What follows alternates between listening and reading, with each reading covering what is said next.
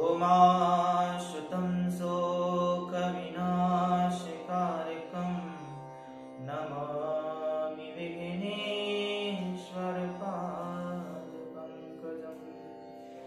कृष्णाय वासुदेवाय हरये परमात्मने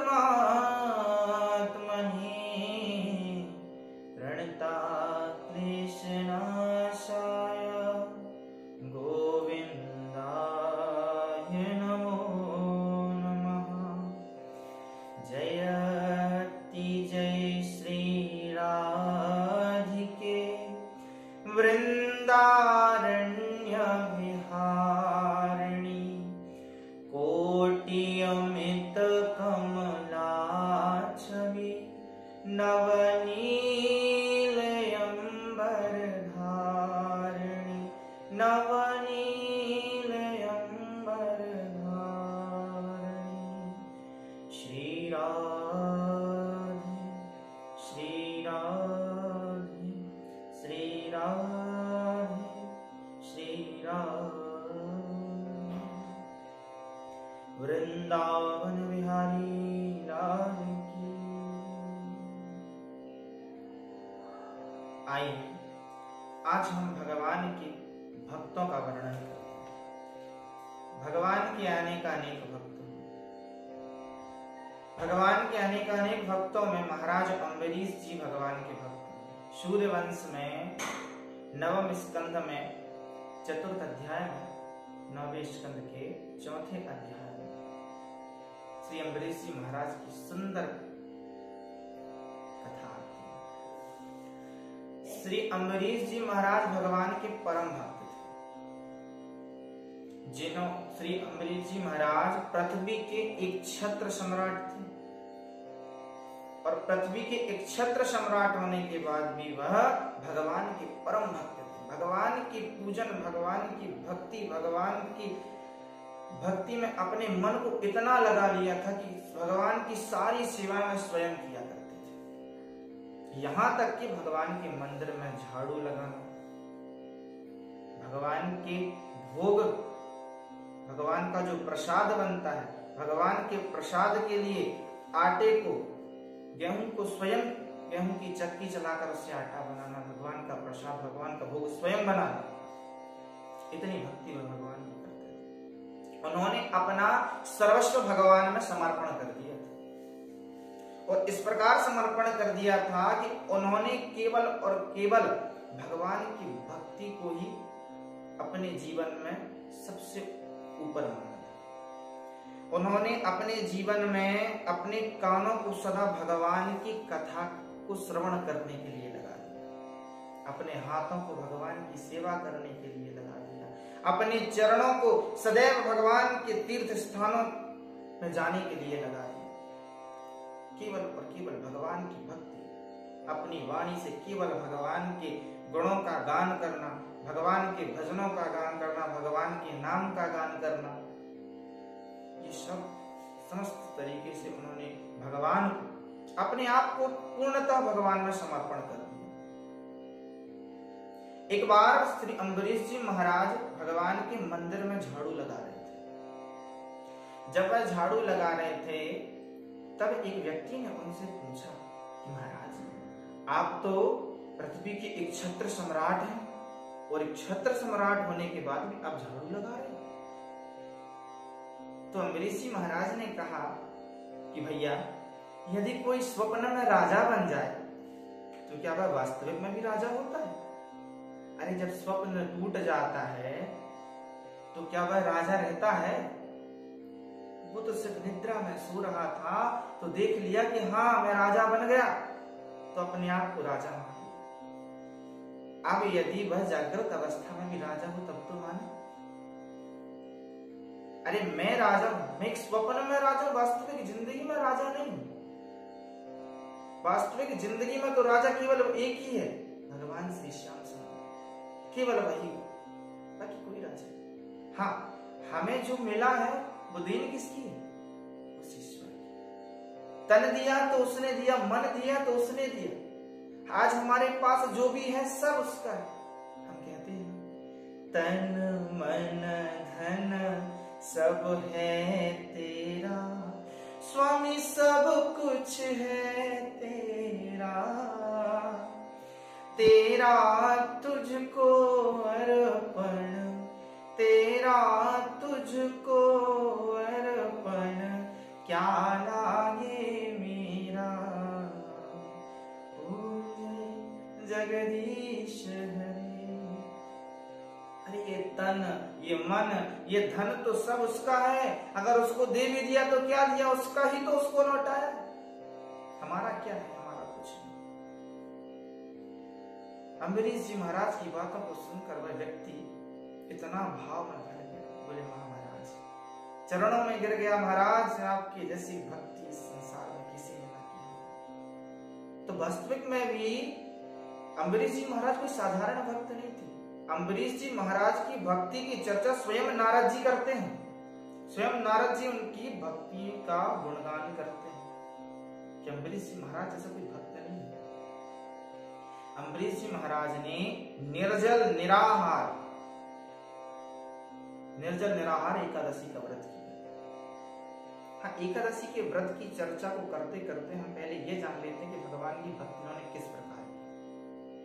एक बार वह भगवान के भोग को बनाने के लिए, भगवान का जो प्रसाद बनता है उसको बनाने के लिए गेहूं को पीस रहे थे, स्वयं चक्की चला रहे थे। जब चक्की चलाते चलाते चक्की चला रहे थे तो उन्हें बड़ा पसीना आया, गर्मी लग रही थी, पसीना आया। जब गर्मी लगी, पसीना आया तो थोड़ी देर में उन्हें ऐसा महसूस हुआ जैसे सुगंधित सी हवा चल रही। उन्होंने पलट कर देखा तो भगवान श्री श्याम सुंदर अपने पीतांबर से हवा कर रहे थे।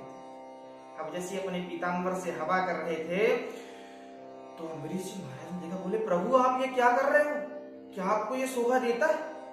हम तो आपके दासानुदास हैं प्रभु, हमें आपकी सेवा करनी चाहिए, आप हमारी सेवा कर रहे हो।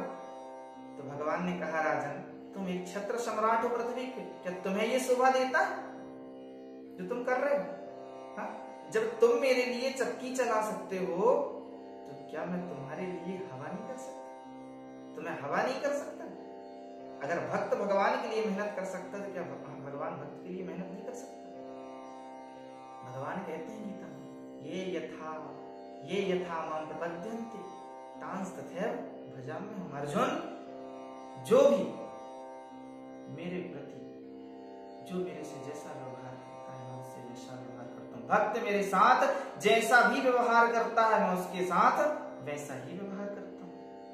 भगवान ने कहा, हे राजन यदि तुम मेरे लिए चक्की चला सकते हो तो मैं तुम्हारे लिए कम से कम अपनी पीतांबर से हवा तो कर सकता हूँ। क्योंकि अम्बरीश जी महाराज ने अपना सर्वस्व समर्पण कर दिया था भगवान ने कहा कि अम्बरीश जी तुम इतनी सेवा करते हो मेरी, आज से मैं अपने सुदर्शन को तुम्हारी सेवा में लगा देता हूं।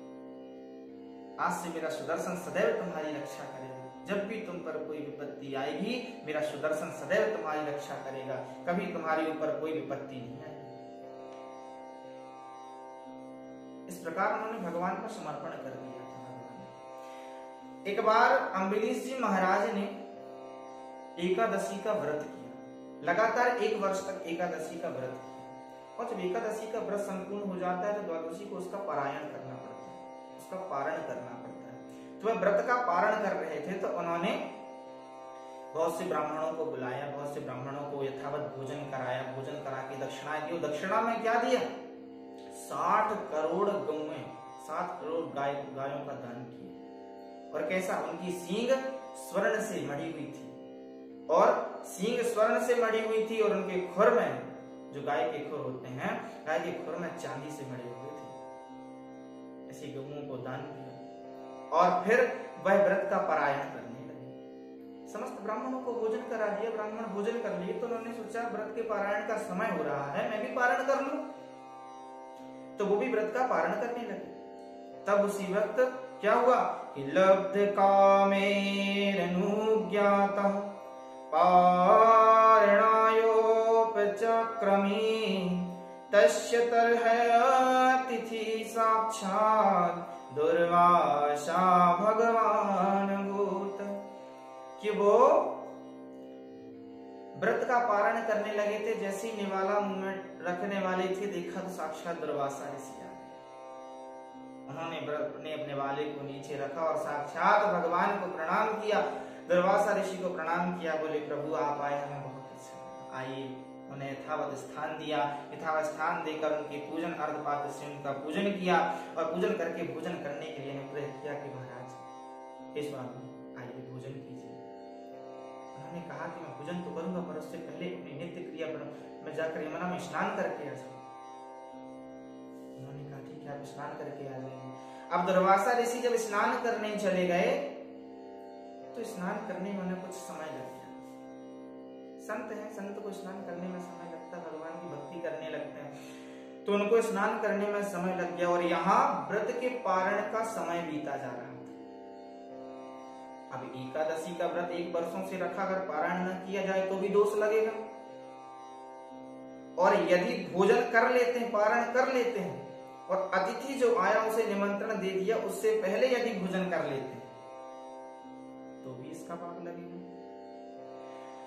तो उन्होंने व्रत का पारण नहीं किया। तब ब्राह्मणों ने बोला कि महाराज आपके व्रत का पारण हो रहा है, यदि आप पारण नहीं करोगे तो दोष लगेगा, व्रत के पारण का समय निकला जा रहा है। पर ये कहा जाता है कि भोजन ना करके पंचामृत से भी व्रत का पारण किया जा सकता है। तो सब ब्राह्मणों ने भी इस बात का समर्थन किया, बाकी ब्राह्मणों ने, तो उन्होंने सबकी आज्ञा अनुसार जल से व्रत का पारण कर लिया। जब उन्होंने जल से व्रत का पारण कर लिया तो वह जैसी पारण करने लगे, वैसी देखी तो सामने दुर्वासा ऋषि आए। अब दुर्वासा ऋषि ने कहा, अरे मुझे निमंत्रण देकर तू स्वयं भोजन करने लगा, इसमें तूने मेरा अपराध कर दिया। अब यहाँ ये बताओ कि दुर्वासा ऋषि का कहीं अपराध किया? नहीं किया।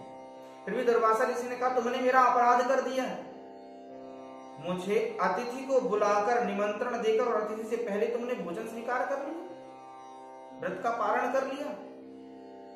तो क्रोध में आकर उन्होंने अपने सिर से एक जटा उखाड़ी और जमीन पर पटक दी। जैसी पृथ्वी पर पटका तो उसकी कृत्या नाम की दैत्य उत्पन्न हुई, और उस कृत्या नाम की दैत्या जो उत्पन्न हुई वह भभकती हुई आग के समान थी। तो उससे दुर्वासा ऋषि ने कहा, जाओ अम्बरीश का वध करो। अब जैसी वो कृत्या, भयंकर कृत्या जाकर जैसी अम्बरीश जी महाराज के पास जाने को हुई, तो दुर्वासा ऋषि को ये नहीं पता था कि अम्बरीश जी महाराज की रक्षा में स्वयं सुदर्शन चक्र रहता है।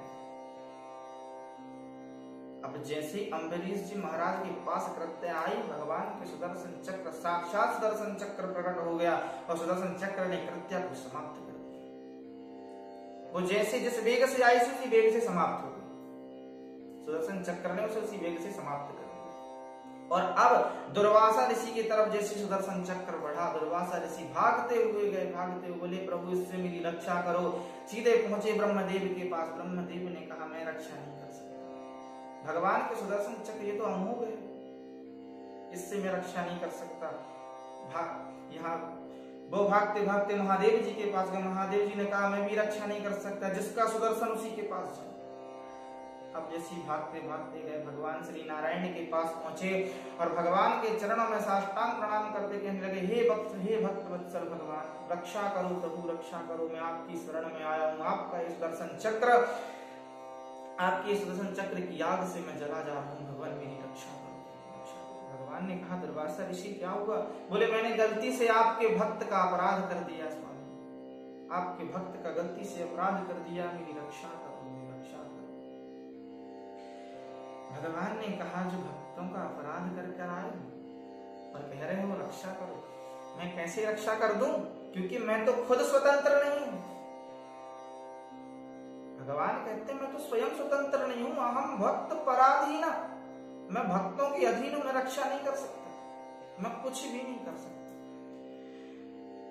भगवान ने कहा कि मैं कुछ नहीं कर सकता, परंतु नारद जी कहते हैं, रामचरितमानस में वर्णन आता है कि नारद जी ने कहा कि परम स्वतंत्र न सिर पर कोई। रामचरितमानस में वर्णन आता है कि परम स्वतंत्र न सिर पर कोई, और भले ही भावई मन करें तो, कि आपके मन में जो आए आप कर सकते हैं, कर सकते हैं, आप परम स्वतंत्र हैं, आपके सिर पर कोई नहीं। क्या बोला कि परम स्वतंत्र ना सिर पर कोई, भावई मन ही करहूं तुम सोई। कि परम स्वतंत्र है प्रभु आप, आपके मन में जो आए आप कर सकते हैं, क्योंकि ये समस्त संसार आपने ही बनाया है और आप परम स्वतंत्र हो। परंतु श्रीमद् भागवत महापुराण में भगवान कहते हैं कि अहम भक्त पराधीनो यस्वतंत्र इव ध्वजा, साधु वीरस्त हृदयो भक्तैर्भक्त जना प्रिय। कि मैं भक्तों के अधीन हूं, मैं कुछ नहीं कर सकता। हे दुर्वासा ऋषि, हे ब्राह्मण देवता, मैं कुछ नहीं कर सकता, मैं भक्तों के अधीन हूं। दुर्वासा ऋषि ने कहा कि प्रभु आप भक्तों के अधीन कैसे हो सकते हो, आप तो परम स्वतंत्र हैं, रक्षा करो प्रभु, रक्षा करो। भगवान ने कहा कि मैं स्वतंत्र नहीं हूं। जिस प्रकार एक पतिव्रता स्त्री अपने पतिव्रता धर्म से अपने पति को अपने वश में कर लेती है, उसी प्रकार मेरे भक्त भी अपने भक्ति के प्रभाव से मुझे अपने वश में कर लेते हैं और मैं भक्त के अधीन हूं। तो दुर्वासा ऋषि ने कहा कि हे भक्त वत्सल भगवान, हे सृष्टि के रचयिता, क्या मैं आपके पास आया हूं, आज मेरी शरणागति व्यर्थ जाएगी? क्या मेरी रक्षा नहीं होगी? मेरी शरणागति व्यर्थ चली जाएगी? तब भगवान ने कहा कि शरणागति व्यर्थ नहीं जाएगी, मैं तुम्हें बचा नहीं सकता पर उपाय बता सकता हूं। दुर्वासा ऋषि ने हाथ जोड़कर कहा प्रभु उपाय बता दीजिए। भगवान ने कहा कि देखो मैं उपाय तो एक बताता हूं कि जिसका अपराध किया है वही तुम्हें इससे बचा सकता है।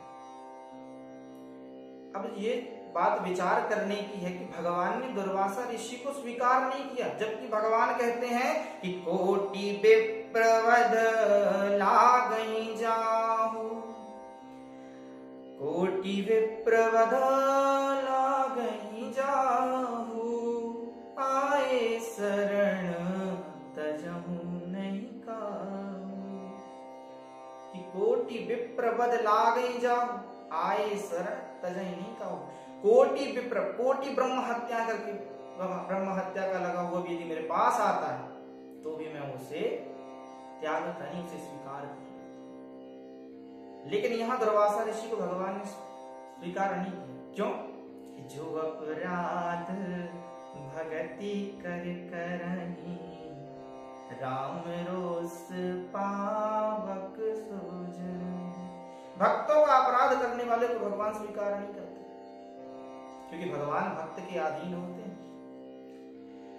दुर्वासा ऋषि से भगवान श्री नारायण ने कहा कि जाओ जाकर अम्बरीश से प्रार्थना करो, अम्बरीश ही तुम्हें बचा सकते। दुर्वासा ऋषि भागे भागे आए और अम्बरीश जी महाराज से आकर कहने लगे, अम्बरीश जी महाराज के सामने हाथ जोड़कर खड़े हो गए, बोले हे महाराज रक्षा करो, रक्षा करो, अब आप ही हैं जो मेरी रक्षा कर सकते हो। अम्बरीश जी महाराज ने कहा, अम्बरीश जी महाराज ने जैसे ही दुर्वासा ऋषि को देखा, अम्बरीश जी महाराज ने सुदर्शन चक्र की प्रार्थना की, सुदर्शन चक्र से प्रार्थना की और सुदर्शन चक्र वहां भगवान श्री नारायण ने अम्बरीश जी की प्रार्थना सुनी और सुदर्शन चक्र को शांत किया। सुदर्शन चक्र वहां शांत हुए। अम्बरीश जी महाराज से दुर्वासा ऋषि कहने लगे कि महाराज आज पहली बार मैंने भक्त और भगवान के संबंध को समझा कि भक्त अपनी भक्ति से भगवान को भी अपने बस में कर लेता है। भक्त अपनी भक्ति से भगवान को अपने बस में कर लेता है और भगवान भी कहते हैं हम भक्त पराधीन। हे राजन, अब मुझे क्षमा कर दो, मेरा जो भी अपराध हुआ मुझे क्षमा कर दो। मैंने केवल अपने क्रोध में आकर तुम्हारे प्राण हरने के लिए कोशिश करी, परंतु मैं नहीं जानता था कि आप इतने बड़े भक्त हैं, मुझे क्षमा कर दीजिए।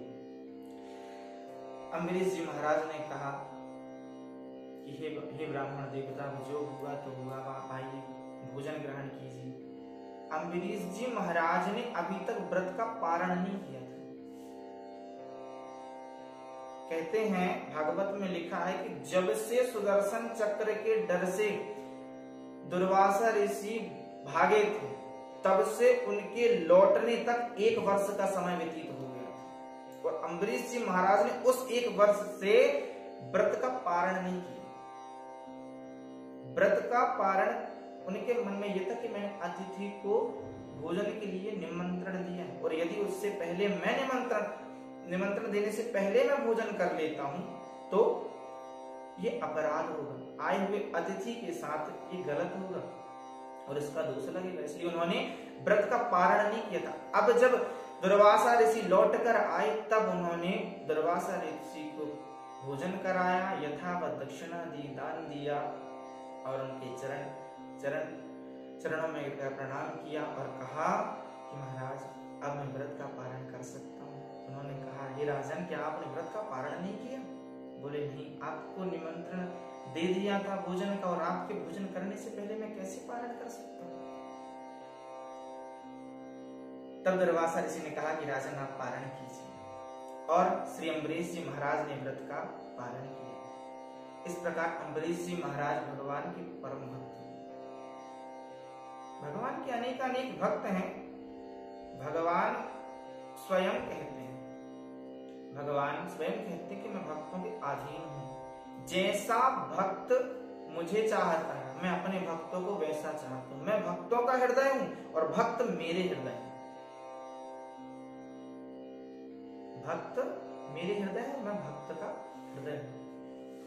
कि भगत के बस में है भगवान, भगत के बस में है भगवान, भक्त बिना ये कुछ भी नहीं है, भक्त बिना ये कुछ भी नहीं है, भक्त है इसकी जान, भगत के बस में है भगवान, भगत के बस में है भगवान। भगवान भक्त के बस में और भक्त अपनी भक्ति से भगवान को अपने बस में करे रखता है। भगवान कहते हैं जब जब भक्त मुझे बुलाता है मैं तब तब उस जगह पर आता हूं। कि जो भक्त मेरे प्रति समर्पण कर देता है, जो अपना सर्वस्व मुझे सौंप देता है, मैं उस भक्त की रक्षा स्वयं करता हूं। मैं उसकी रक्षा स्वयं करता हूं और जहां जहां भक्त मुझे जिस जिस रूप में बुलाता है मैं उसे उस रूप में प्राप्त होता हूं। प्रहलाद जी ने भगवान को बुलाया था, भगवान खंभ से प्रकट हो गए थे। आज भी भगवान खंभ में निवास करते हैं। भगवान नरसिंह जी आज भी खंभ में निवास करते हैं, परंतु बुलाने के लिए प्रहलाद जैसी भक्ति चाहिए, प्रहलाद जैसा विश्वास चाहिए। प्रहलाद ने अनेकानेक कठिनाइयों का सामना किया, परंतु भगवान की भक्ति को नहीं छोड़ा और भगवान को अपने बस में कर रखा। जहां बुलाए भगवान ने वहां उनकी रक्षा की। मीराबाई ने भगवान पर विश्वास किया, भगवान को सर्वस्व सौंप दिया, विष का प्याला भी कुछ न कर सका, वो भी अमृत बन गया। ब्रज के किसी कवि ने बहुत सुंदर लाइन लिखी है कि सूर अनेक फिरे कन मांगत, पे पग सूर सुस्वाद कहाँ, पुनि ताल मंजीरा बजाती फिरे, मीरा मतवारी सी चाह कहाँ। श्री राम कथा कितनों ने लिखी, सिया राम कथा कितनों ने लिखी, तुलसी जैसी मर्याद कहाँ, नरसिंह वसे प्रति खंबल में, पर कारण को प्रहलाद कहाँ। नरसिंह बसे प्रतिखंबन में पर काढ़न को पहला।